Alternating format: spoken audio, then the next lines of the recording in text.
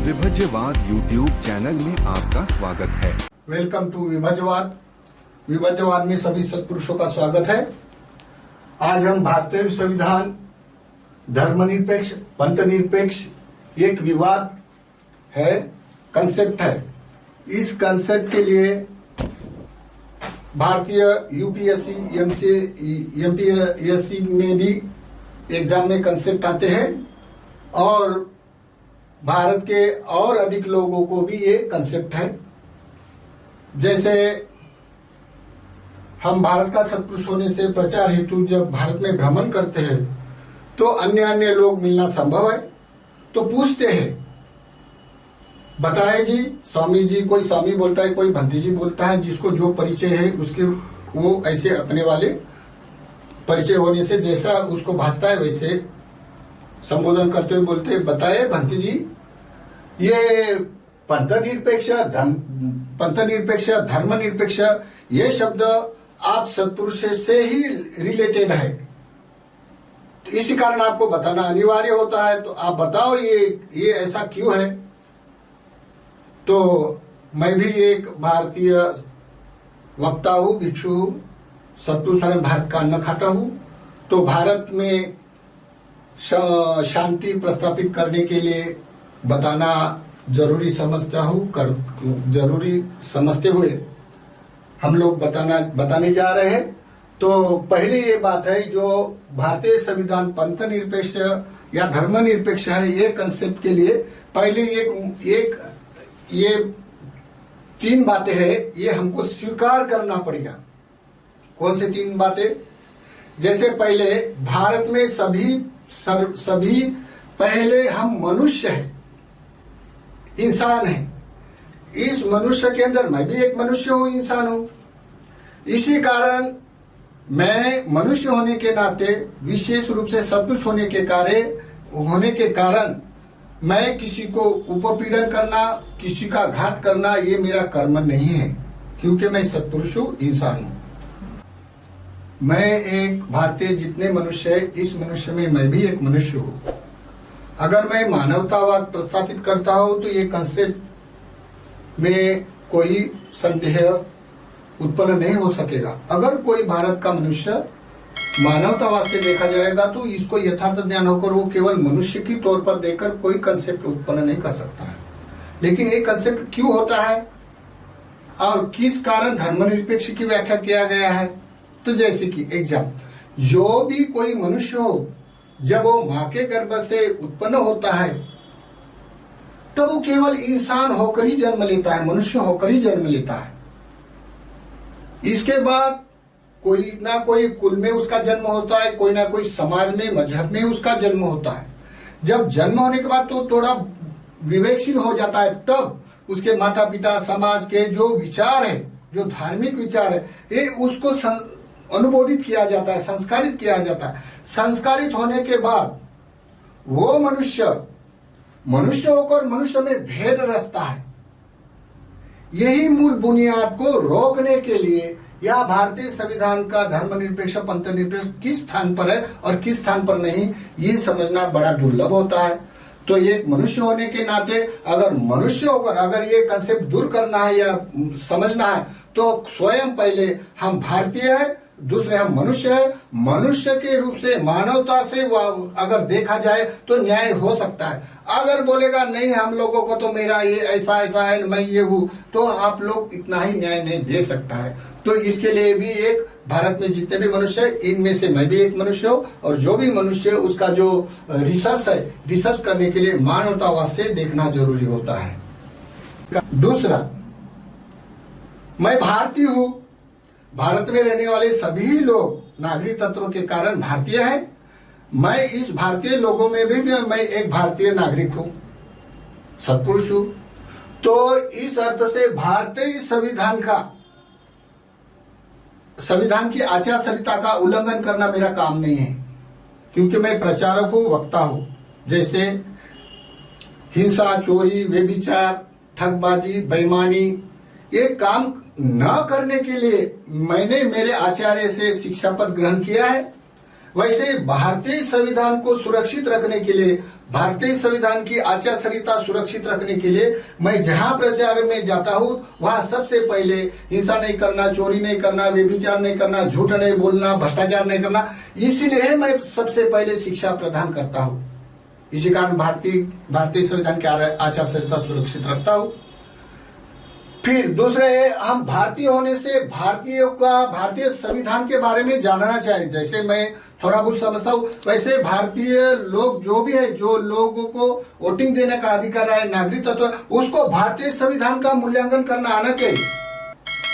तो कैसे? जैसे कि समझो, भारतीय संविधान एक अपने में एक बहुत विशेषता रखता है, क्योंकि भारत की जो विशेषता है, भारत का जो इतिहास की विशेषता है, भारत की विविधता है, भारत में अन्य अन्य सभ्यता, कास्टिज्म, ट्रेवल्स है, इसकी जो विविधता है, ये सभी इन वर्ष में जितने भी राष्ट्र होंगे इस राष्ट्र से अधिक विशेषता रखता है।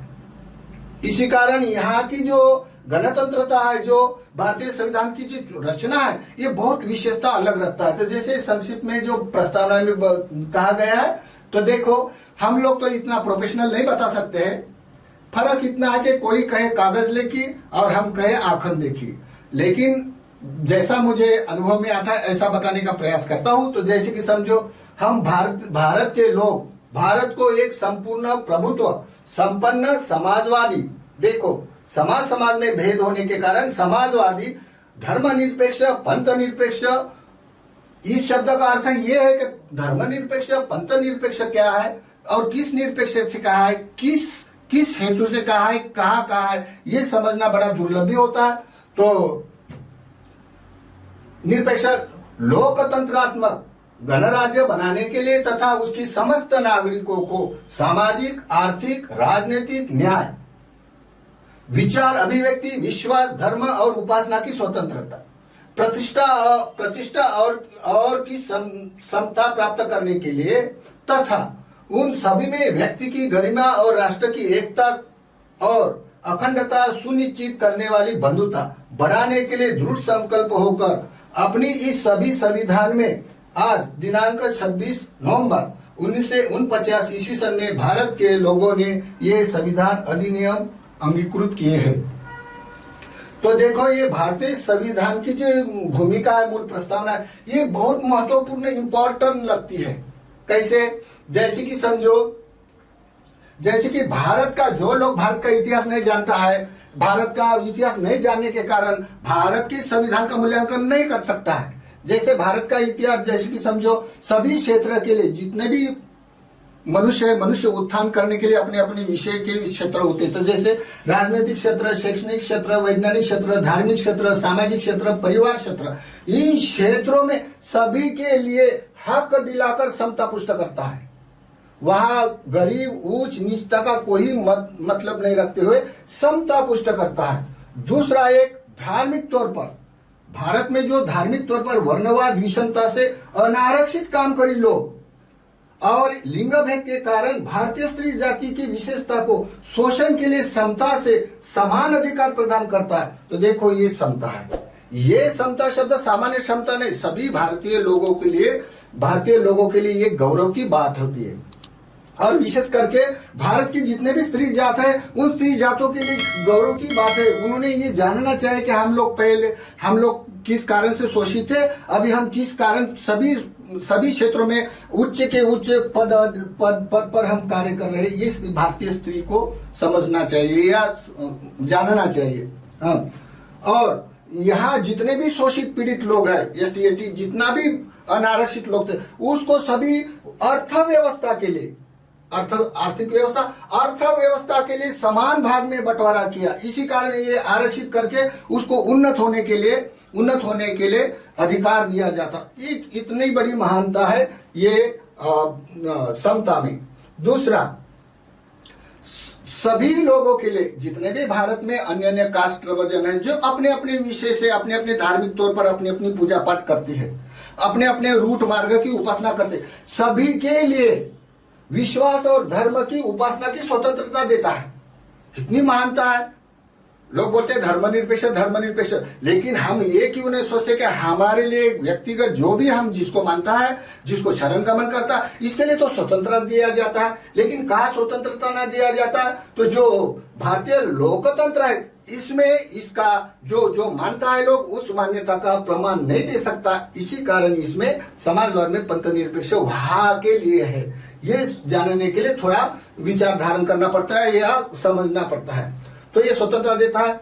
फिर सभी के लिए, जैसे राजनीतिक हो, शैक्षणिक, वैज्ञानिक, धार्मिक, सामाजिक, परिवार, कोई भी लोग, भारत का कोने का भी कोई गर्भ में रहा हुआ बच्चा भी किसी के ऊपर कोई अन्याय करे तो न्याय के लिए, सबके लिए न्याय समान रूप से दिया जाता है। न्याय, क्योंकि भारत में उच्च नीचता होने से अन्याय के तौर पर अधिक लोग देखने वाले थे, तो इसके लिए समान रूप से न्याय दिया जाता है। और भारत की सुख और शांति, सहिष्णुता, एकता के लिए एक दूसरे, जितने ट्रेवल्स है, जितने भी मान्यता के लोग मानने वाले हैं, धार्मिक लोग हैं, तो ये एक दूसरे में शासन के तौर पर कार्य करने के लिए, शासन की उन्नत होने के लिए ये बंधुता प्रदान करता है, बंधुता बढ़ाता है। इसी कारण भारत में अन्य राष्ट्र के देखते हुए, भारत में अधिक जनसंख्या अधिक है, भारत में इतने ट्रेवल्स है, भारत में इतने कास्टिज्म है, ये देखते हुए भी हम लोग, भारत के लोग सुख और शांति से रहते हैं। इसी कारण मेरे जैसा प्रचारक, वक्ता, ये भारतीय गणतंत्र का या संविधान की घटना का गौरव करता हूँ।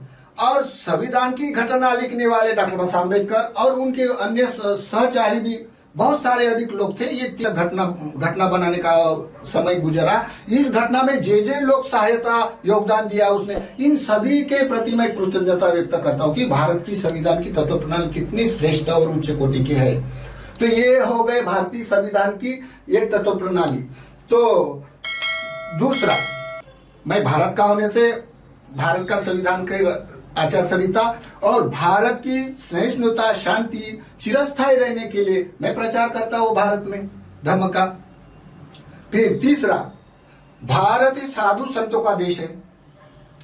भारत साधु संतों का देश होने से मैं भी एक संत हूं, संतों में से संत हूं। लेकिन हम संत होने से एक दूसरे में अपमानित नहीं कर सकते, ये हमारा कर्म है। कोई भी संतों का हम अपमान नहीं कर सकता है, लेकिन वाद कर सकता है। किस तरह का वाद? जैसे आध्यात्मिक तत्वों पर हम लोग अधिकार देता है एक दूसरे की चर्चात्मक वाद विवाद करते हुए, एक दूसरे की सत्य की राह नियुक्त करने के लिए हम एक दूसरे का उपदेश सुनते हैं या एक दूसरे की भाषा हम लोग स्वीकार करते हैं। जो लगता है ये स्वीकार करता है, ये हमारा साधु संतों का अधिकार होता है। लेकिन किसी का अपमान करना, कोई भी जो मानता है उसका, उस संतों का अपमान करना, ये मेरा कर्म नहीं है। और जो भी भारत में साधु संत है उनके अपने अपने पथ है, उनकी अपनी अपनी उपासना है। कोई भी संत जिसको जो चाहता है वो अपना शरण गमन करने का अधिकार देता है। तो भारतीय संविधान सभी संतों को विश्वास, धर्म और उपासना की स्वतंत्रता देता है। ये कितनी गौरवशाली बात है भारतीय संविधान की। तो ये जो कोई मनुष्य इस घटना को, भारतीय संविधान को यथार्थ जानता है, वो मनुष्य इस भारतीय संविधान का या भारतीय संविधान लिखने वाले के प्रति कृतज्ञता व्यक्त करना संभव है। लेकिन जिसको ये भूमिका का अर्थ नहीं समझता या धर्म का सिद्धांत नहीं समझता, वो मनुष्य संदेह उत्पन्न करना संभव है। तो इसीलिए हम लोग ये भारतीय संविधान धर्मनिरपेक्ष या पंथ निरपेक्ष के लिए थोड़ा प्रकाश डालेंगे या उसको थोड़ा उजागर करने के लिए प्रयास करने वाले हैं। तो देखिए धर्म क्या है, धर्म की व्याख्या क्या है, ये समझाने का प्रयास करेंगे।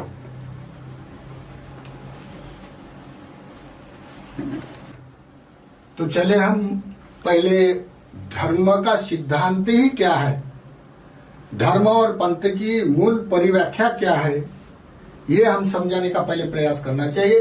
तो धर्म नाम ये शब्द मनुष्य के लिए, भारत के लिए नहीं, पूरे यूनिवर्स में जितना भी जड़ शरीर वाला सत्व हो या मनोमय सत्व हो, इन सभी सत्वों में ये दो शब्द हिला देता है। वास्तविक धर्म ही क्या है?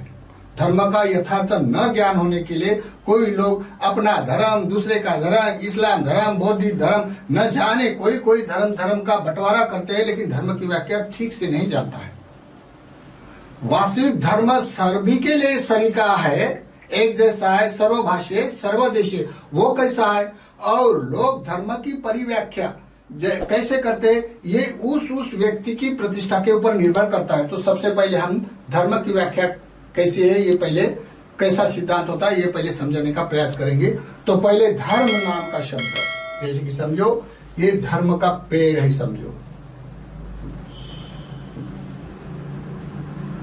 ये धर्म का पेड़ है। धर्म तो सार्वजनिक है। जो कोई मनुष्य 24 घंटे में जो भी प्रतिष्ठा में गुजरता है, निगेटिव पॉजिटिव थिंकिंग में गुजरता है, ये सभी के लिए धर्म ही कहा जाएगा व्यवहार की तरफ से। लेकिन कौन घटना के ऊपर, कौन घटना पे निगेटिव के ऊपर या पॉजिटिव के ऊपर, कौन घटना के ऊपर कैसा धर्म होता है, कुशल धर्म होता है, अकुशल धर्म होता है, अच्छा धर्म होता है, बुरा धर्म होता है, ये बारे में नहीं जानता है, ना ऐसा संबोधन करता है, ना ऐसे वचन बोलता है। तो ये धर्म का सिद्धांत समझने के लिए हमको ये पहले समझना है। जैसे ये समझो, धर्म की व्याख्या समझने का कोई भी सामान्य आदमी को समझाने का प्रयास करते, जैसा ये पेड़ है धर्म का, ये पेड़ धर्म का है। तो कोई बोलेगा मनुष्य, क्या ये पेड़ तो मैंने लगाया है इसलिए ये धर्म मेरा है।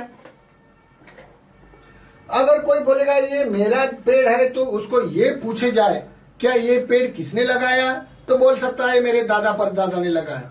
अगर हमने ये पूछा क्या सबसे पहले ये पेड़ का बीज कहां से आया था, सबसे संसार में जो पेड़ उत्पन्न होगा वो पेड़ का बीज कहां से आया है, तो ये बताना उसके लिए कठिन और दुर्लभ भी होता है, नहीं बता सकेगा। वो क्यों? कि वो धर्मता है। ठीक इसी तरह धर्म का सिद्धांत यथार्थ जानना इतना भी दुर्लभ हो, कठिन और दुर्लभ होता है। ठीक, दूसरी, ये पेड़ कोई भी जमीन का है, कोई भी जमीन के ऊपर खड़ा है और ये जमीन किसी की मालकियत है। कोई कहेगा ये जमीन मेरी मालकियत है, इसी कारण ये धर्म का पेड़ मेरा है। तो उसको पूछा जाएगा ये जमीन आपसे पहले किसकी थी, तो बोल सकता है मेरे दादा परदादा की है। तो उसको बोलना है कि ये जमीन पहले कहां से उत्पन्न हुई थी, किसकी मालकियत थी और कैसी उत्पन्न हुई, तो ये बता सकेगा? नहीं बता सकता। क्यों? कि ये धर्मता है। धर्मता का सिद्धांत इतना समझना इतना भी दुर्लभ नहीं, इतना भी सिंपल नहीं होता है। तो ये इतना कठिन और दुर्लभ भी होता है धर्म का सिद्धांत समझना। तीसरा, ये पेड़ को फूल भी है, ये पेड़ को फूल भी होते हैं। कोई पेड़ को फूल, गंध, सुगंध अच्छे अच्छे होते हैं, तो ये पेड़ को फूल भी है। फूल होने के कारण कोई भी मनुष्य को ये आकर्षित कर सकता है।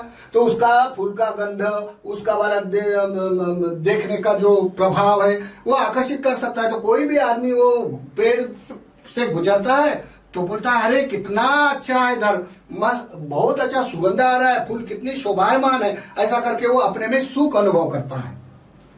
अगर उसको बोला जाएगा क्या किसने देखा, कहां पर से हुआ, किस अनुभव के कारण तुम सुख अनुभव कर रहा और अच्छा किस कारण है तुझसे बोल रहा, तो आप जान सकता है ऐसा? तो वो जानना इतना दुर्लभ है और कठिन भी होता है, वो नहीं जान सकता है। लेकिन ये धर्मता है, ये बताना भी इतना सिंपल नहीं होता है। फिर तीसरा, पेड़ को कांटे भी होते हैं, कांटे भी होते।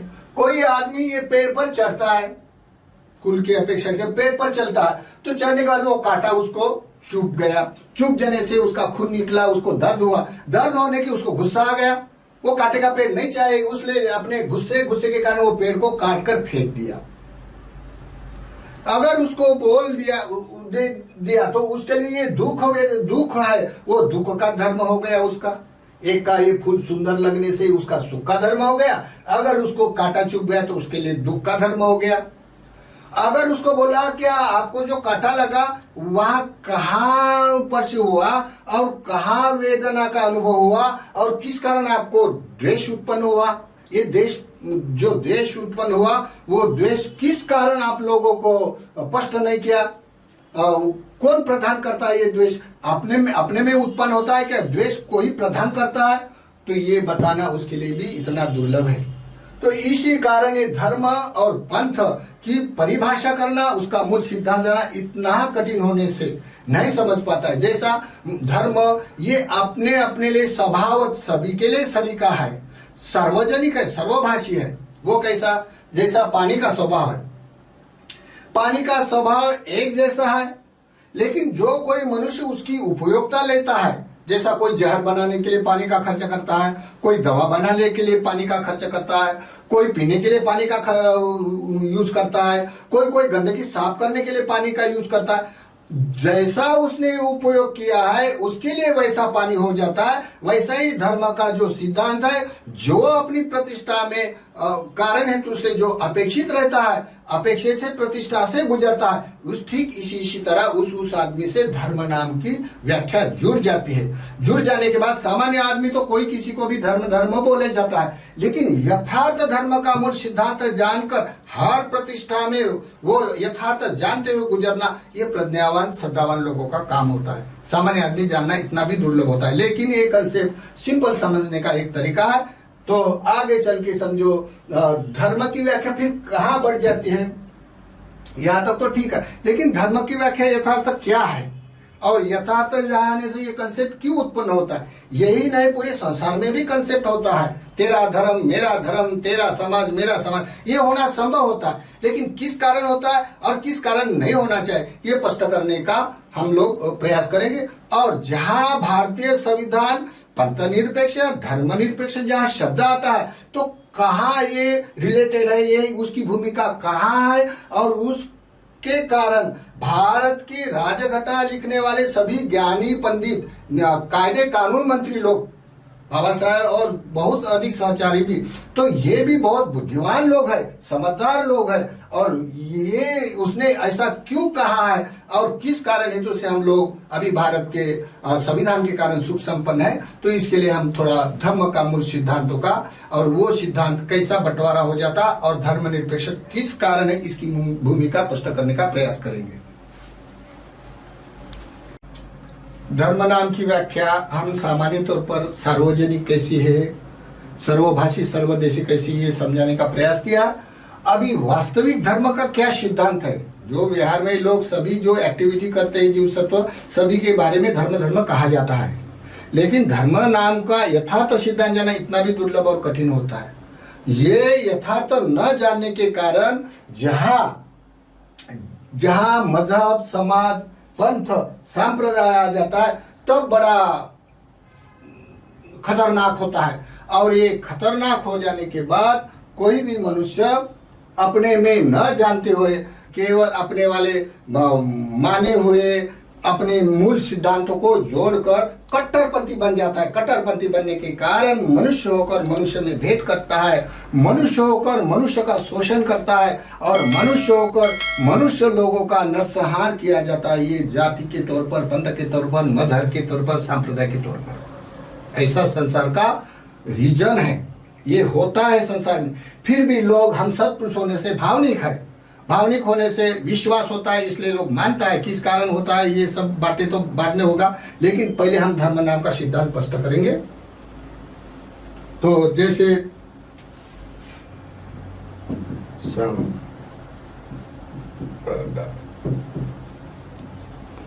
पहले धर्म नाम का सिद्धांत स्पष्ट करेंगे। तो देखो, ये धर्म नाम का यथार्थ सिद्ध स्पष्ट करने की एक सामान्य व्याख्या है।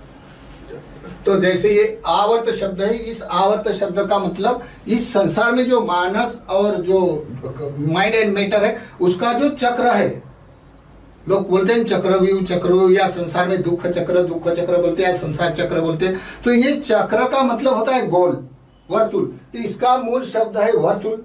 वर्तुल ये पाली में ये सामस ल होने से उसका संधि विग्रह करके वर्तुल हो जाता है, और फिर निग्रह संधि हो जाने के बाद उसको वर्त हो जाता है। वर्त हो जाने के बाद उसका पाली में शब्द होता है वट्ट, विसंधि होने से ये वट्ट हो जाता है। वट्ट हो जाने के बाद ये जो बाद में शब्द है ध्रुव, ध्रुव का मतलब यह है कि नित्य शाश्वत। नित्य शाश्वत क्या है, तो ये नित्य शाश्वत, ये चक्र चलने वाला है, नित्य शाश्वत चलता है। इस अर्थ से, इस प्रभुत्व शब्द से यह वर्त के आगे आ लग जाता है, यानी आवर्त। आवर्त का मतलब ये चक्र चल रहा है, नित्य चल रहा है। फिर ये ध का मतलब होता है हमारे वाणी से जो भी अभिलाप करता है, हम हर शब्द का, मनुष्य होने के कारण हर शब्द का अनुवाद करते हैं। अनुवाद करते हैं तो धम्म का अनुवाद करने के लिए जो पहले हमको भाष्य लगता है एक दूसरे के लिए, तो ये ध, ये अपने हृदय को से अभिलाप होने वाला शब्द होता है। इस शब्द से सारे संसार के साहित्य लिखता है, बोलता है, एक दूसरे की उन्नति के लिए भाष्य किया जाता है, तो वही ध शब्द है धर्म का। तो फिर बाद में धम्म, अगर धम्म बोले तो पाली में अगर धम्म बोल जाता है तो पाली में धर्म बोलने के लिए, पहचानने के लिए लोकतरी धम्म, लोकतरी धम्म यानी वो धम्म मूल कौन से सिद्धांत पर खड़ा है, तो ये मूल सिद्धांत का बताया गया। तो इसी कारण वो यहाँ पे परमार्थिक धर्म, चार चित्त चेतसिक रूपों निर्वाण के बारे में ये कहा गया है। तो धम्म की व्याख्या इस तरह से करने से लोकतरी धम्म हो जाएगा। अगर कोई मनुष्य यहाँ धर्म की व्याख्या करेगा, वास्तविक धर्म और धम्म, तो धम्म पाली में तो धम्म कहा जाएगा, मराठी हिंदी में धर्म कहा जाता है, लेकिन इस संसार में धर्म की वाट इंग्रेजी में भी वाट्स है, अर्थ होता है, लेकिन धम्म का जो ये जो लोकतरी वाट्स है ये लोगों को मालूम नहीं है। मालूम नहीं होने के कारण वहां बड़ा उलझन पैदा होता है। तो ये जो धम्म है, ये धम्म में अगर धर्म शब्द लौकिक धर्म का, तो लौकिक धर्म का बजट यहाँ आएगा, तो ये हो गया शास्त्रावाद या आत्मवाद में चला जाएगा। तो ये दोनों वाद संसार में हो जाने के बाद संसार में जितने भी समाज उत्पाद है, जितने भी मजहब, जितने भी पंथ है, एक दूसरे को तो ये अमुक इस्लाम धर्म, बौद्ध धर्म या हिंदू धर्म, ये सारी परिभाषाएं बोलने के लिए संबोधन है, पहचानने के लिए ठीक है, लेकिन अगर कट्टरपंथी होकर बोला जाता है तू मैं, मेरा तेरा, मेरा मेरा तेरा तेरा, ऊंचा नीचा, ये जब आता है ये बड़ा खतरनाक होता है। तो किस कारण होता है? उसकी मूल बुनियाद भारतीय संविधान को धर्मनिरपेक्ष पंथ निरपेक्ष की पंथ निरपेक्ष धर्मनिरपेक्ष को वहाँ सराया गया है, वहाँ अधिकरण किया है, अधिनियम किया है। किस कारण किया है ये थोड़ा हम स्पष्ट करेंगे। तो पहले ये धम्म जा शब्द है, बाद में धम्म यानी नियत चेतना। तो हमको ये समझना चाहिए चेतना तो सबकी एक नहीं होती है, नियत भी सबकी एक नहीं होती है, तो उसका खुलासा सामने है। जैसी चेतना मनुष्य का स्वभाव, अभी आपको चेतना को स्पष्ट करेंगे। चेतना, ये चेतना देखो, चेतना नियत मतलब क्या होता है? चेतना नियत का धम्म का स्वभाव है सार्वजनिक तौर पर कुशल। अगर कोई मनुष्य पुण्य कर्म करता है, कुशल कर्म है, तो उसके अंदर लोभ नहीं है, अलोभ है। इसके अंदर द्वेष नहीं है, अद्वेष है। इसके अंदर मोह नहीं है, इसी कारण कुशल कर्म करता है तो अमोह है, अद्वेष है। ये चेतना के साथ उसके पास विद्यमान चेतना है, इसी कारण वो पुण्य कर्म करता है। मनुष्य स्वभाव कर्म यानी पुण्य कर्म करता है, तो एक दूसरे के ऊपर परोपकार करता है, परमार्थिक धर्म पे त्याग करता है। कौन? जिसकी चेतना नियत कुशल है। इसमें कोई जातीयता का मतलब नहीं है, हर मनुष्य को ये धम्म लागू होता है। तो जिसकी नियत कुशल है, अलोभ अद्वेष अमोह है, वो मनुष्य संसार में पुण्य कर्म करता है, परोपकार करता है, परमार्थिक है। वो पाप कर्म करने के लिए लज्जा करता है। ये हो गया धर्म का स्वभाव कुशल। अभी पॉजिटिव, अभी आ गया निगेटिव। निगेटिव यानी अकुशल। अकुशल जब कोई मनुष्य कर्म करता है तो उसकी चेतना नियत लोभ है, चेतना में द्वेष है, और वो अज्ञानता है, मोह है। ये पाप कर्म करता है, दूसरे को पीड़ा देता है, ये अपने लिए स्वार्थ रखता है। कौन?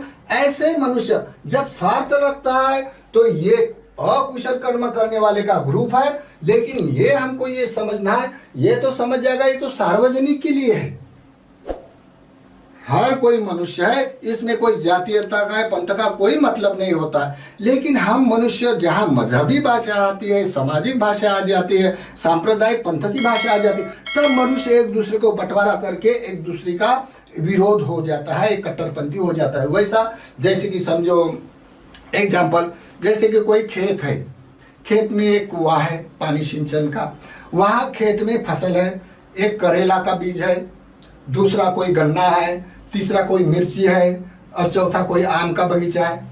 अभी देखो, कुएं का पानी वही है, खेत की जमीन वही है, वातावरण वही है, लेकिन आम का पेड़ का स्वाद खट्टा है, मिर्ची का स्वाद तीखा है, और गन्ने का स्वभाव मीठा है, और जैसे कि कोई करेला का स्वभाव कड़वा है, मतलब जैसा एक जमीन है, एक पानी है, फिर भी उसके स्वभाव विभिन्न हो गए, वैसे हम मनुष्य में इस धर्म की व्यवस्था में, भौतिक पारभौतिक वस्तुमान में, हमारे अस्तित्व में हम समान भी है, लेकिन जहां दृष्टिकोण आ जाता है, जहां मान्यता का दृष्टिकोण आ जाता है, तो हमारे दृष्टि से सभी संसार में अब मनुष्य का एक दूसरे का स्वभावचर्या, या हम व्यक्तिगत भी कभी कैसा एक्सचेंज होते हैं, तो केवल ये दृष्टि के कारण।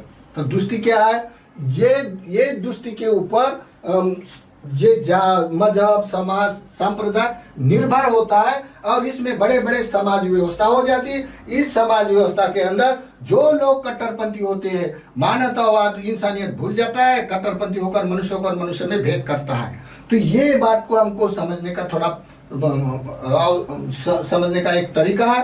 तो जो लोग समझने के लिए इच्छा रखता है, केवल उसने मानवतावाद लड़ाकर ही स्पष्ट कर सकता है। अगर कोई हम भावनिक देखें तो समझो संसार में कितने समाज है, इनमें से मैं भी एक कोई ना कोई हम मानवता का नेतृत्व करता होगा, लेकिन समझने का तरीका अलग अलग है सभी का। तो देखो कैसे, पहले जहां सार्वजनिक मनुष्य एकत्र आते हैं, एक रूप से पुण्य कर्म करते हैं, उसको समाज कहा जाता है। संबोधन के लिए, अनुवाद के लिए समाज कहा जाता है, मजहब कहा जाता है, संप्रदाय कहा जाता है, जैसे संप्रदाय कहा जाता है। फिर बाद में जैसे पंथ निरपेक्ष, धर्म निरपेक्ष ये शब्द है आया, तो पंथ की व्याख्या क्या है, जैसा समझने के लिए पंथ की व्याख्या क्या होती है। पंथ बोलते हैं तो कोई बात, पंथ निरपेक्ष कोई बात नहीं, पंथ निरपेक्ष, लेकिन कौन सा पंथ निरपेक्ष और कौन सा पंथ सापेक्ष, कोई बात नहीं। धर्म निरपेक्ष, तो कौन सा धर्म निरपेक्ष, लोकोत्तर धर्म निरपेक्ष है क्या, लौकिक धर्म निरपेक्ष है, ये बात को समझना बड़ा दुर्लभ और कठिन भी होता है। तो चलो हम पंथ की व्याख्या थोड़ी समझेंगे। पथ मतलब क्या होता है, जैसे ये पथ है, पथ का मतलब होता है मार्ग। इस मार्ग पे चलने वाला लोग, सामुदायिक चलने वाला लोगों को पंथ कहा जाता है। पंथ कहा जाता है, पथ यानी मार्ग पर चलने वाले लोगों को पंथ कहा जाता है। तो सभी के जितने भी सत्पुरुष है, बड़े बड़े समाज व्यवस्था है, इस समाज व्यवस्था का जो निर्माण करता के पथ अलग अलग है, मार्ग अलग अलग है। जैसे लोकोत्तरी धर्म का सुविख्यात है मार्ग, ये पंथ बोला जाता ना, लोकोत्तरी पंथ बोला जाएगा, तो यहाँ का सुविख्यात है मार्ग। कौन सा मार्ग है? ये अष्टांगिक मार्ग है। जो प्रज्ञावान है वो लोग जान सकता है, इसका एक ही मार्ग है। इस मैटर का, लोकोत्तरी धर्म का एक ही मैटर है, अष्टांगिक मार्ग। जहां लौकिक धर्म की व्याख्या किया जाता है इसे, तब इसमें विभिन्न मार्ग है, अनेक मार्ग है, अन्य मार्ग। इसमें क्या है? अन्य मार्ग है, इसकी एक मार्ग दूसरे से विभिन्न है, अन्य मार्ग। इसके उपासना करने की, उसकी श्रद्धा करने की, पूजा वंदना भावना करने की जो कोई सभ्यता है, अन्य मार्ग है। लेकिन यहाँ जो लोकोत्तरी धर्म की जो परिभाषा है, यह अष्टांगिक मार्ग से, एक ही मार्ग से होता है। जो एक मार्ग कैसा है ये तो आप लोगों को सामने बताएगा हम लोग, लेकिन आप लोगों को समझने के लिए जो मुद्दा है हमारा धर्म निरपेक्ष, पंथ निरपेक्ष, क्यों ये कंसेप्ट है भारतीय लोगों के लिए, तो ये क्यों ऐसा करके हम बताने का प्रयास करते हैं। तो जहां पंथ आता है, पंथ यानी पथ यानी मार्ग, तो ये लोकोत्तरी धर्म की जब व्याख्या करेगा तो अष्टांगिक मार्ग सुनिश्चित एक ही है। और दूसरा, जब धर्म की व्याख्या करेगा तो जो पूर्वानुकल्पित शास्त्रावाद या चौरीचार प्रकार अपराध कल्पित आत्मवाद है, इस वाद पर जो समाज के ग्रंथ पुराण उत्पाद है या उस पद पर मत पर मानने वाले लोग हैं, तो इसमें कर्म करने के, श्रद्धा करने के, उपासना करने के अन्य मार्ग है। तो ये अन्य मार्ग यहाँ है। और जो मनुष्य पुण्य कर्म करते हैं उसका ये विभाजन दृष्टिकोण से दो हो जाता है। ये समाज में रहने वाला कोई ऐसा लोग होता है जो पुण्य कर्म करने में उसको रुचता नहीं, सूझता नहीं, वो पुण्य कर्म का लिए परिहास करता है या पुण्य कर्म करने वाले की निंदा करता है। ऐसे समाज के अंदर रहने वाला लोग ये इसमें आता है, ये दृष्टिकोण से। तो पहले हम ये समझेंगे इसका दृष्टिकोण, जो अकुशल निगेटिव थिंकिंग से जो कोई कर्म करता है तो क्यों करता है कि कोई उसका दृष्टिकोण संसार के प्रति या अपने अस्तित्व के प्रति इस टाइप का होता है। तो ये कौन सा दृष्टिकोण है, तो पहले इसको स्पष्ट करेगा हम लोग। तो जैसे देखो, ये अहेतु का दृष्टि वाला मनुष्य है, ये बोलता है संसार उत्पन्न होए तो बिना कारण से ऐसा उत्पन्न होता है, इसके लिए कोई कारण नहीं लगता है, क्योंकि वो अज्ञान के खातिर उसका स्वभाव अपने में मानता है। हाँ, दूसरा अकर्मीय दृष्टि, वो क्या बोलता है, मनुष्य संसार में रहने वाला क्या बोलता है, संसार में कोई पाप पुण्य कर्म का कोई मतलब नहीं, खाओ पियो मजा करो, ऐसा बोलने वाला मनुष्य, उसकी थिंकिंग निगेटिव होने से उसमें लोभ द्वेष मोह हो जाता है। ये पाप कर्म करेगा, बहुत जितना काम भोगों का भोग है सब भोगेगा, सब वस्तु संग्रह करेगा, लेकिन स्वार्थ रूप से करेगा, क्योंकि उसका दृष्टिकोण अकर्मीय है। तीसरा उच्छेदा दृष्टि, उच्छेदा दृष्टि मतलब है पुनर्जन्म नहीं होता है, कोई भी जीव सत्व का पुनर्जन्म नहीं होता है, मरने के बाद कोई बचता नहीं, इसी कारण ये जन्म जितना बचता है उतने काम भोग करो, ये उच्छेदा दृष्टि है। चौथा होता है नास्तिक दृष्टि, संसार में कोई श्रमण ब्राह्मण या त्यागी लोगों का, जो साधु संतों का कोई अर्थ नहीं, ये खाते पीते हैं मजा करते हैं, उसको कोई आता नहीं, इसी कारण ये साधु संत बनते समाज के ऊपर जीते, ऐसा बोला जाता है, इसी कारण उसका साधु संतों का परिहास करता है, अपमान करता है। नास्तिक दृष्टि।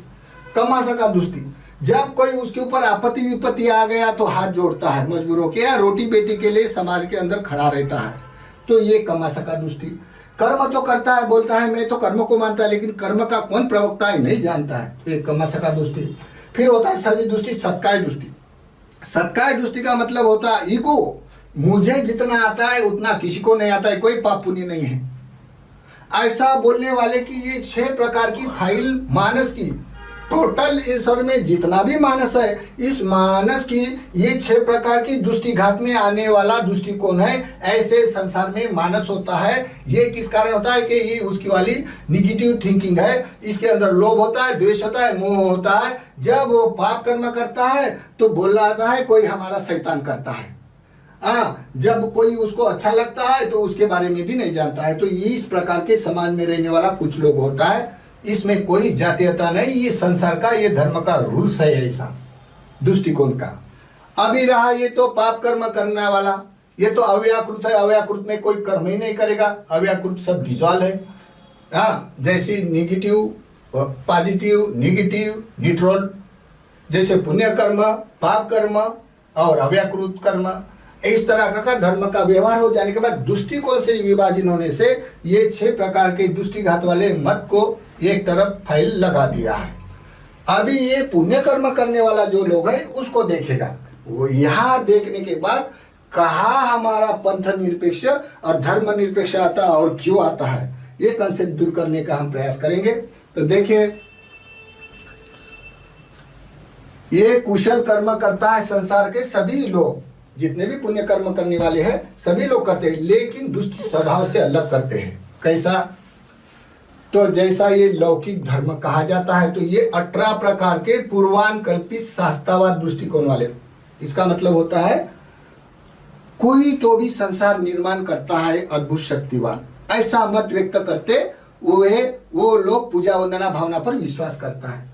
दूसरा 44 प्रकार के अपराध कल्पित आत्मवाद, कोई तो भी ये संसार आत्मा निर्माण है और आत्मा निर्माण होने से वो विश्वास करते हुए पूजा वंदना करता है, तो ये संसार निर्माता कर्मकर्ता कर्मिता कोई अद्भुत शक्तिवान व्यक्ति है, ऐसा मानना शास्त्रवाद है, या कोई आत्मा नाम की वस्तु है, ऐसा मानना 44 प्रकार की आत्मवाद है।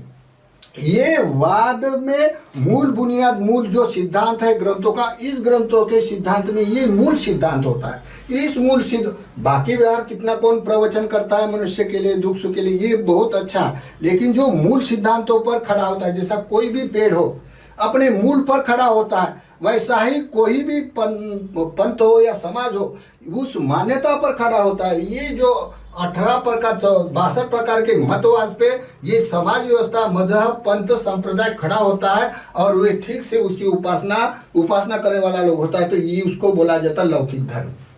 दूसरा लौकिक धर्म होता है संसार में। लौकिक धर्म में ये धर्म की व्याख्या ठीक ठीक मानता है, लौकिक में नहीं मानता है। क्यों नहीं मानता? क्योंकि वो तो पराधीन है। पराधीन है क्यों? पराधीन है क्योंकि कोई करने वाला है, करने वाला है तो फिर बोलने का कोई मतलब नहीं है कौन है या नहीं है। लेकिन यहाँ ये जो लोकोत्तरी की परिभाषा है उसका मूल सिद्धांत है ये संसार हेतु कारण से उत्पाद है, ऐसा ये कहना है उसका वाला, यह मानता है। तो कैसा मानता है? ये 4 परमार्थिक धर्म से मानता है। जैसा चित्त है और चेतसिक, ये दोनों की साइंटिफिक है मानसिक का, और रूप यानी हमारा जड़ शरीर। जड़ शरीर में 28 प्रकार के मैटर पॉइंट है। ये सभी बायोलॉजी, केमिस्ट्री या फिजिक्स, ये सभी के सभी साइंस इसमें मिल जाता है 4 परमार्थिक धर्म में, यथार्थ खड़ा उतर जाता है। तो इसी कारण ये सभी संसार के जितने भी हेतु है, ये हेतु को परीक्षित करने वाला लौकिक धर्म होता है। तो ये माइंड एंड मैटर से ये जो करते हुए समाज व्यवस्था में श्रमण सभ्यता यानी यहाँ प्रज्ञा का क्षेत्र होने से जो लोग प्रज्ञा पूर्वक प्राप्त करके विमुक्ति, ये संसार दुख चक्र को विमुक्त हो जाता है अष्टांगिक मार्ग से, तब वो लोग यहाँ पे मुक्ति मार्ग के होने से यहाँ मुक्त होने वाले सत्पुरुष हो जाता है। यहाँ पे पराधीन होने से ये स्वयं प्रकाशित है, ये स्वयं प्रकाशित है, ये पराधीन है। पराधीन है क्योंकि दूसरे के ऊपर आश्रित है और ये स्वयं प्रकाशित है। ये 2 मत निश्चित मानना पड़ेगा। हम लोग अगर मानवतावादी से देखें तो 2 मत इस संसार में होते, संसारी उत्पत्ति स्थान है। ऐसा दिखने वाले मनुष्य है, न दिखने वाले मनुष्य में बहुत है, लेकिन ये सब 2 दृष्टि से बांधे हैं।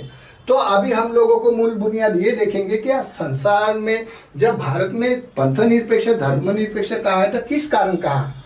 तो देखिए, हम जरा वाद स्पष्ट करेगा कि पंथ निरपेक्ष, धर्म निरपेक्ष क्यों है। अभी हम लोग जब मान लेंगे क्या, कर्मों को धर्म मान लेगा, कोई बात नहीं, ये भी कर्मों को मानता है, लेकिन ये कर्मों को मानता है तो ऐसा मानता है कर्मकर्ता और कर्मिता कोई अद्भुत शक्तिवान है, ऐसा मानता है। तो ये तो कर्म करता है तो ये स्वयं कर्म करता स्वयं भी है, ये लोग तो ऐसा मानता है। कम्म सकोमी कम्म दायादो कम्म यौनी कम्म बंधु यं कम्मं करिष्यामीति कल्याणो वा पापकं वा तस्य दायादो भविष्यामीति। स्वयं कर्म करता है तो ये फीलिंग जानता है, कुशल कर्म करेगा तो उसका अर्थ सुख कारक है, अकुशल करेगा तो उसका दुख कारक है। दोनों ही उसको त्याग देने के बाद विमुक्त चक्र से मुक्त होने का अनुभव कर सकता है, ये लौकिक धर्म का सिद्धांत से। तो ये स्वयं प्रकाशित है, ये पराधीन है, ये कर्म का कर्मिता दूसरा कोई है बोलता। अभी देखो, भारतीय संविधान के लिए कर्म का कोई अगर दूसरा है ऐसा मान लिया जाए, हमने कर्म करते, कर्ता और कर्मिता सब उसने किया है, यही करने वाला, ऐसा अगर मान लिया जाए तो भारत अभी जहां सुख कारक उन्नतशील है, तो हम लोगों को पहले देश स्वतंत्र होने के लिए बलिदान देने की कोई जरूरत नहीं, क्योंकि करने वाले का मतलब है वो कर सकेगा। अभी भी हम लोगों को देश के बॉर्डर पर हमारा सैनिक जहां वहां बलिदान देता है, अगर हमने मान लिया का कर्ता कर्मिता और कोई है तो हमको कर्म करने का कोई मतलब नहीं बचेगा। तो इसी कारण अगर कोई बोलेगा राष्ट्र का आदमी, क्या राष्ट्र में कुछ काम करने का नहीं है, सैनिक बिनिक नहीं चाहिए, कर्ता कर्मिता और है, क्योंकि मेरा ग्रंथ पुराण का सिद्धांत ऐसा बोलता है। अगर कोई ऐसा आदमी बोलेगा तो ये राज दरबार में नहीं बोल सकेगा, इसलिए धर्म निरपेक्ष है। ये व्याख्या आप धर्म कायदे कानून में नहीं खड़ी उतरती, इसी कारण वह धर्म निरपेक्ष पंथ निरपेक्ष है। लेकिन पूजा वंदना श्रद्धा उपासना करने के लिए देश की तौर पे स्वतंत्रता अपनी अपनी है। दूसरा ये बोलता है कर्मकर्ता कर्मिता दूसरा कोई है, हम केवल करते हैं, ऐसा बोलता है। तो भारत की व्यवस्था के लिए देखा जाए तो भारत में जैसे कि समझो अन्य राष्ट्र में कम्युनिटी होती है अपने अपने पंथ की, कोई इस्लाम कम्युनिटी ज़्यादा होती है, तो यहाँ भारत में भी कम्युनिटी होती है, क्योंकि यहाँ तो कास्टिज्म, ट्रबल्स और बहुत सारा अधिक है, जैसे ब्राह्मण, शूद्र, अन्य अन्य समाज से युक्त होता है। तो अगर कोई कहे क्या नहीं हम तो हिंदू राष्ट्र है, हम हिंदू है ज़्यादा, बाकी सबको हकल दो, तो क्यों कि मेरा ग्रंथ बोलता है हम लोग श्रेष्ठ है। तो ये यहाँ बात कोई ऐसा राष्ट्र दरबार में ना कर, क्योंकि भारत में बहुत सारे ट्रेवल्स है और बहुत सारे लोग ऐसे जीने वाले हैं जो लोगों को छोटे मोटे 6,000 से अधिक कास्टिज्म है, 6,000 से और भी कास्टिज्म है भारत के अंदर मुख्य। तो कोई बोलेगा कहना मेरा एक कास्टिज्म में या मेरे जाति व्यवस्था में हमको ऊंचा श्रेष्ठ मानता है या पाक विपाक मानता है, ऐसा मानने से हम ही रहेंगे बाकी दूसरे नहीं रहेंगे, उसको छाट डालो या उसको मार डालो, ऐसा कोई बात आया तो ये वहाँ न आने के लिए भारत में जनजाति में जितने भी पंथ ट्रेवल्स है ये सुख से रहे, इसलिए कोई भी राज दरबार में कोई मनुष्य ये ग्रंथ पुराण का मूल मुद्दा उठाकर अपना मत व्यक्त नहीं कर सकता है, लेकिन पूजा वंदना भावना अपनी जो करता है उसके लिए स्वतंत्रता होता है। ठीक, यहाँ पे ऐसा नहीं, यहाँ तो सभी अवसर दिया जाता है, ये कर्म को मानने वाला है लोकतंत्र, लौकिक का बजट ऐसा है। फिर तीसरा, अगर हम कर्म कर्ता कर्विता और कोई ऐसा मान लिया जाए, क्योंकि वो उन जिसके मजहब के या जिसके अपने अपने मूल सिद्धांत होते हैं, इस सिद्धांत के आधार पर कट्टरपंथी होकर बोलता है ऐसी कोई बात नहीं, बोलते हैं तो संबोधन के लिए कोई बात नहीं, लेकिन कट्टरपंथी होकर मनुष्य और मनुष्य का विरोध जतलाता है, ये बड़ा खतरनाक होता है। तो कोई बोलेगा हम लोग कर्म के कर्ता कर्विता और कोई है, ऐसा मान लिया जाए। तो भारत में जितने भी गुनहगारी खटले हैं, जितने भी कैदी हैं भारत में, अगर उसने केस कर दिया को हम तो कुछ नहीं करता है, कर्ता कर्विता और कोई दूसरा है, वो क्यों कि हमारे ग्रंथ पुराण में ऐसा पूरा हुआ है। अगर उसने ऐसा केस किया जाए तो भारत का लॉ, भारत का कोर्ट न्याय दे सकेगा। इसलिए कोई भी राज दरबार में ये ग्रंथ पुराण की व्याख्या नहीं करे, क्योंकि ये प्रमाण नहीं दे सकता, इसलिए वह धर्मनिरपेक्ष पंथ निरपेक्ष कहा जाता है। तीसरा, जैसे कोई बोलेगा अभी हम भारतीय संविधान से सुरक्षित है, इतनी बड़ी निधि मेडिकल के लिए उत्पाद होती है, आरोग्य का ब्यौरा, आरोग्य शासन चलाने के लिए आरोग्य शासन होता है, इसके लिए भारत में कितना खर्चा उठाना पड़ता है। निधि प्राप्त होने के बाद वो आरोग्य मंत्री ने ऐसा बोला निधि विधि का कोई बात नहीं, मेरे पास रख दो, ये तो कर्ता कर्विता और कोई है, जो कोई जिसके बीमार होगा मरेगा वो तो करने वाला अलग है, ऐसा बोल दिया जाए तो मेडिकल की व्यवस्था हो जाएगी, आरोग्य व्यवस्था ठीक हो जाएगी। इसी कारण यहाँ कोई भी राज दरबार में अपने ग्रंथ पुराण का उच्चारण संबोधन राज दरबार में व्यक्त नहीं कर सकने के लिए प्रतिबंधक लगाया है धर्मनिरपेक्ष पंथ निरपेक्ष। फिर भी पूजा वंदना भावना करने के लिए स्वतंत्रता देता है भारत देश। ठीक, फिर चौथा समझो, अगर कोई कर्ता कर्विता है ऐसा बोला जाता है तो यह लौकिक बजट के ग्रंथ पुराण में ही है, इसी कारण कट्टरपंथी कोई लोग अपना मत व्यक्त ना करे, इसलिए यहाँ किया जाता है। लोकति धर्म में ऐसा नहीं, जो करे उसको निगेटिव पॉजिटिव थिंकिंग से ही व्यवहार किया जाता है। जो कोई पाप कर्म करता है तो बोला जाता है इसका पाप कर्म का ही मतलब लोभ देश मोह है, और ये कोई दूसरा करता नहीं, स्वयं प्रकाशित है और ये लौकिक दूसरा कोई करता है, हम केवल दूसरे से करने पर चलने वाले हैं, ऐसा मानने वाले दो स्वभाव विभिन्नता है, ख्याल में रखना। लोकोत्तरी धर्म, लौकिक धर्म, और ये इसमें रहने वाले अहेतु का वाले ये तीसरे प्रकार का लोग होता है। जैसा धर्म निगेटिव है, पॉजिटिव है, न्यूट्रल है, और कुशल कर्म है, अकुशल कर्म है, ऐसे प्रकार के दृष्टिकोण से माना जाता है। अब बड़ा मुश्किल है समझना दूसरा, जहाँ पंथ निरपेक्ष धर्म निरपेक्ष क्यों होता है, तो वर्णवाद, जहाँ उच्च नीचता विषमता, वर्णवाद। मैं संक्षिप्त में बताने जा रहा हूँ, इसमें से खुलासा करें तो 2-2, 4-4 घंटे लगते हैं एक सब्जेक्ट के लिए। वर्णवाद बोले तो जो ग्रंथ पुराण में जो मूलवाद होते हैं, इसमें जो मूलवाद में पाक नापाक या ब्राह्मण, शूद्र, वैश्य, क्षत्रिय, ऐसे प्रकार के जो मूलवाद होते, इस मूलवाद के कारण, जो वर्णवाद के कारण जो लोग अपने को या कोई ग्रंथ पुराण के आधार से श्रेष्ठ मानता है और कोई मनुष्य को मनुष्य के लिए नीच मानता है, नीच मानने से नीच वाले लोगों का शोषण करता है या मनुष्य की सभी विकसनशील की बातें अपने पास रखकर सामान्य आदमी का शोषण हो जाता है। ये विषमता वर्णवाद बड़ा खतरनाक होता है। तो भारत में जब संविधान से पहले यानी उन 50 से पहले जो विधिवाद है तो बहुत बड़ा वर्णवाद चरण कोटि पर पहुंचा हुआ था। तो इसी कारण जन समाज का बड़ा शोषण हुआ। इसीलिए कोई लोग नहीं बोल सकेगा राज दरबार में क्या नहीं नहीं ये सामान्य काम करने वाला लोग होता है, नहीं शूद्र होता है, उसको कोई सुविधा देने की जरूरत नहीं, उसका मत व्यक्त करने की जरूरत नहीं, उसकी अर्थव्यवस्था को उसको जरूरत नहीं है, क्योंकि हमारा ग्रंथ पुराण ऐसा बोलता है। ये ऐसा ना बोले इसलिए पंथ निरपेक्ष, धर्म निरपेक्ष वहां कहा गया है राज दरबार के लिए। लेकिन अपने घर परिवार समाज के लिए जो उपासना करने के लिए धर्म पंथ की उपासना ध्यान साधना करने के लिए सबके लिए स्वतंत्रता देता है वर्णवाद। अभी यहाँ वर्णवाद होता है लेकिन यहाँ वर्णवाद नहीं है। क्यों नहीं है? यहाँ जो कोई व्यक्ति प्रतिष्ठा है, जो कोई मनुष्य पाप कर्म करता है, जैसा ब्राह्मण है, कोई भी ब्राह्मण बोलेगा तो ये 4 ब्रह्म विहार करके 4 आर्य सत्य का साक्षात्कार करता है, 4 आर्य साक्षात्कार का करते हुए विहारण करता है तो उसको ब्राह्मण कहा जाता है। जो लोग ये नास्तिक रूप से अहेतु का दृष्टि, अकर्णीय दृष्टि, उत्तेजना दृष्टि, ये दृष्टि का जो सिद्धांत पे चलने वाला लोग होता है उसको शूद्र कहा जाता है। लेकिन ये लौकिक धर्म में किसको शूद्र कहा जाता है, नीचा किसको जाता है? यहाँ लौकिक धर्म में ऐसा कहा जाता है।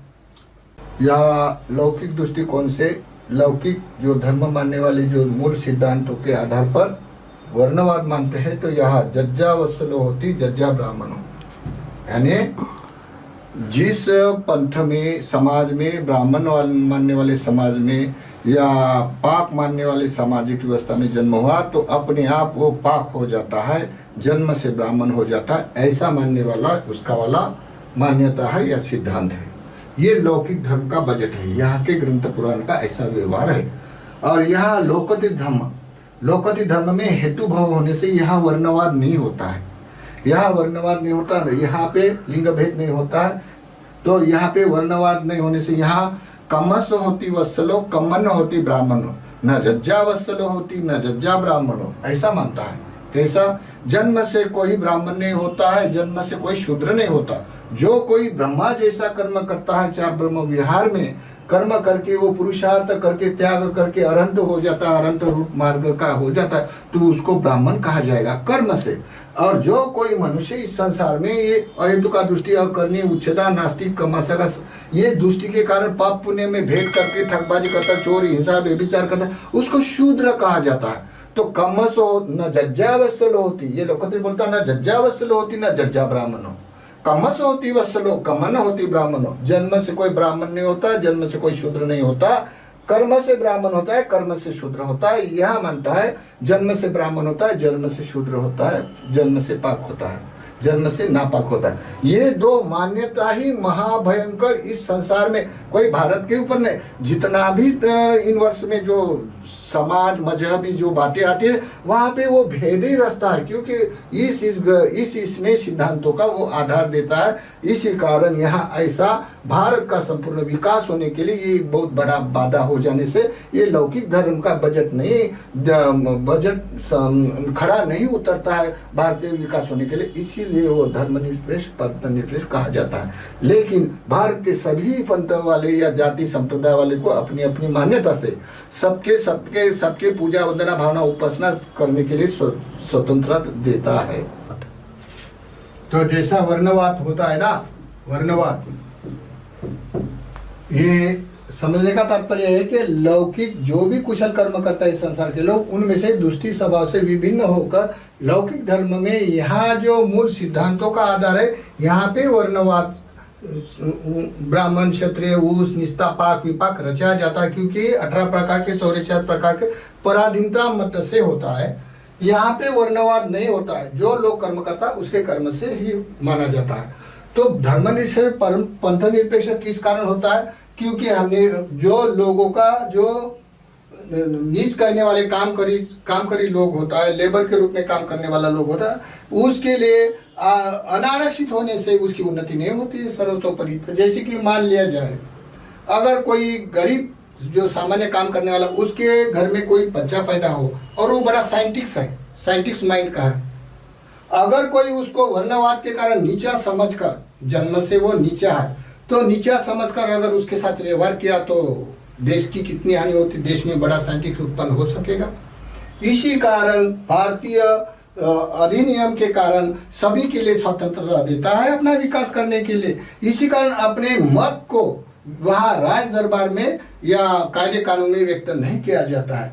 जैसा कोई मनुष्य हो अपने ग्रंथ पुराण के कारण स्वयं को पाक बोलता है या बहुत बड़ा ऊंचा बोलेगा, क्या मेरे ग्रंथ ऐसे बोलते हैं हम लोग ऊंचा श्रेष्ठ है बाकी छोटे है। अगर कोई बोलेगा वो हिंसा चोरी व्यभिचार करेगा या भ्रष्टाचार करेगा, बोलेगा नहीं हम ऊंचा है, ऐसा बोलने से, क्योंकि मेरा ग्रंथ पुराण ऐसा बोलता है, ऐसा बोलने वाले का मत वहाँ संविधान के राज दरबार में नहीं चलता है। इसलिए वो धर्मनिरपेक्ष पंथ निरपेक्ष, क्योंकि उस धर्म के मूल सिद्धांत खड़े उतरते नहीं है। भारतीय संपूर्ण विकास होने के लिए एक बहुत बड़ा बाधा हो जाता है, क्योंकि यहाँ 49 से पहले जितना भी भारतीय लोगों का शोषण हुआ तो अधिकतर वर्णवाद से शोषण हुआ था। इसी कारण वहाँ रख दिया या वर्ण पंथ निरपेक्ष धर्मनिरपेक्ष स्वभाव से कायदा बनाने के कारण सभी मनुष्य का, भारतीय लोगों का अभी 50 साल में इतना उन्नति हो गई, भौतिक पारभौतिक भी।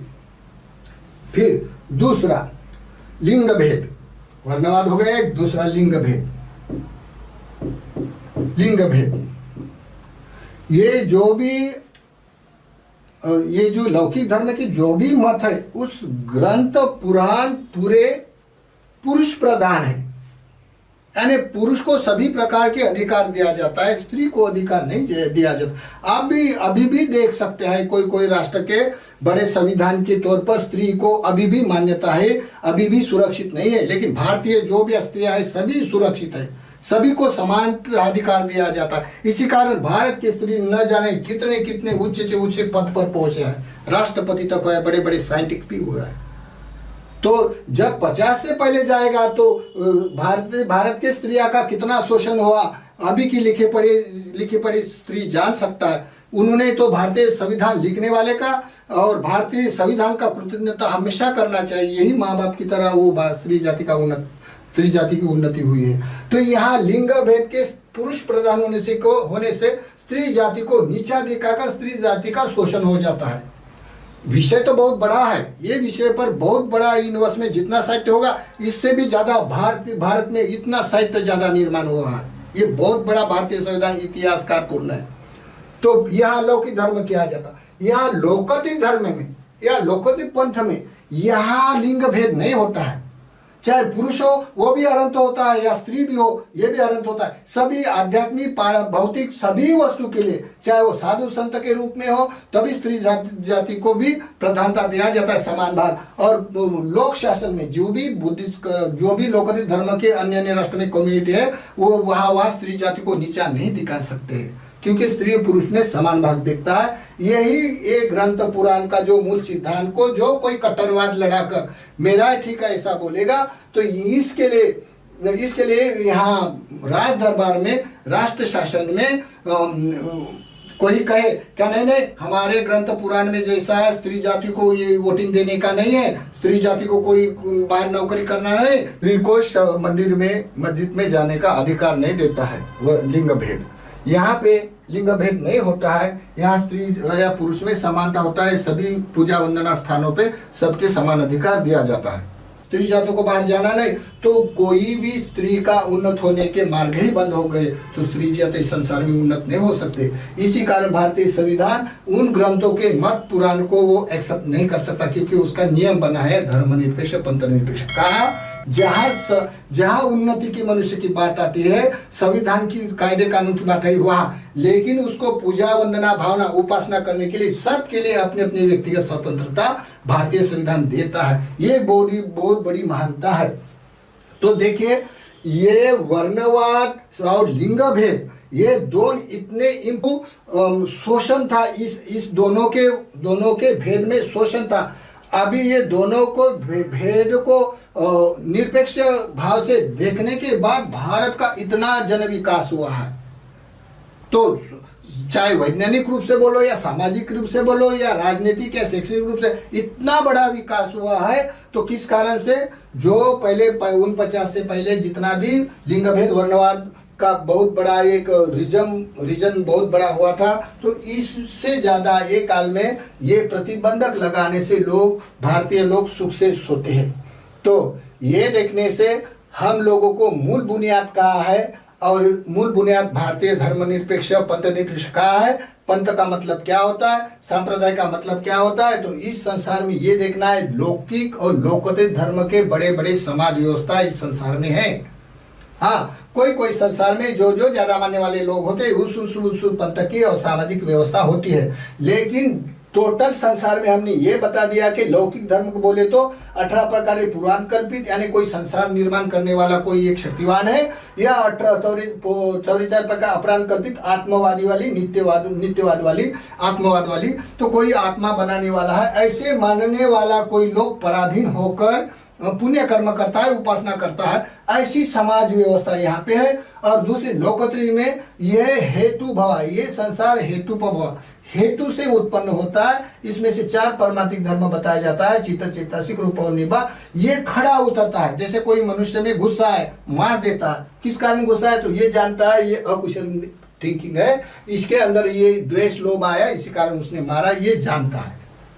ये नहीं जानता, ये बोलता है जब कोई पुण्य कर्म करता है, पुण्य कर्म सुख लगता है, तो किसी ने मुझे प्रदान किया सुख, ऐसा बोलता है। जब कोई पाप होता है तो बोलते कोई सस्ता, कोई शैतान ने किया है। तो इसी कारण ये ठीक से रीजन नहीं देता है। तो हम लोगों केवल मानवतावाद लड़ाने से हम लोग भारतीय संविधान, पंथ निरपेक्ष, धर्म निरपेक्ष की वाद विवाद जो कंसेप्ट है ये दूर कर सकते हैं। तो इसी तरह समझने के कारण दूर कर सकते हैं। तो हम लोग भारतीय संविधान के प्रति कृतज्ञता व्यक्त करते हैं। और संविधान जिसने लिखा है, ये भारतीय घटना लिखने वाले डॉक्टर साहब अम्बेडकर और उसके बहुत सहचारी है, बहुत सारे लोग, इन सभी के प्रति हम कृतज्ञता व्यक्त करते हैं। और जो भी समझो बताने से मैं सामान्य तौर पे समझाता हूँ, तो मेरे बताने से लिखने में बहुत सारा कमियां है, मैं मान लेता हूँ। फिर भी मेरा कोई ना कोई अगर गलत हुआ तो मैं अपने आचार्य के लिए माफ़ी मांगने के लिए मैं माफ़ करने के लिए मैं अवसर मांगता हूँ। या भारतीय जन समाज जो भी है, किसी का भी मन ना दुखे ऐसा मैं चाहता हूँ। लेकिन जहाँ वाद है, यथार्थ प्रज्ञा संगत वाद है, वाद करना हमारा अधिकार है, सत्य बताना हमारा अधिकार है। तो हम लोग बताने का प्रयास करें। अगर कोई किसी को गलत भी हुआ, मेरा गलत भी हुआ, तो मैं माफ़ी मांगने के लिए अवसर भी मांगता हूँ। तो इसी तरह ये भारतीय संविधान धर्मनिरपेक्ष पंथ निरपेक्ष एक कंसेप्ट है। ये कंसेप्ट का थोड़ा समझाने का प्रयास किया हूँ। भवतु सर्वमंगलम, भवतु सर्वमंगलम।